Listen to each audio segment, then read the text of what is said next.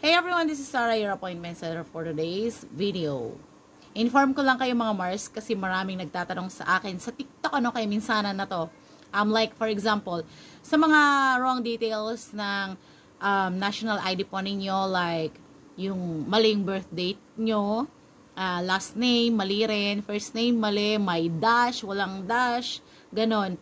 Ito lang po yung sagot ninyo at sagot ko at maaari po ninyong gawin. Lahat po ng wrong details, mapapangalan, last name, birth date, ipa-correct po ninyo.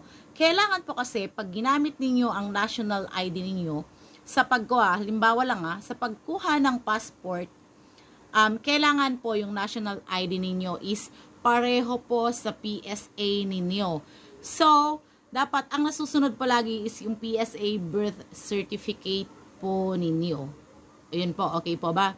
At meron pong designated na mga PhilSys office kung saan po kayo pwedeng magpa-correct. Hindi po lahat ng site ng PhilSys is nagko-correct. So, pumunta po kayo sa pinakamalapit na site ng PSA or office ng PSA sa inyo.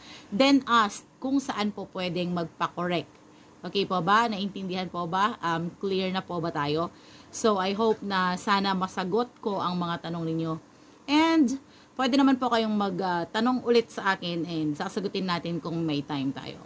See you on my next video. Bye!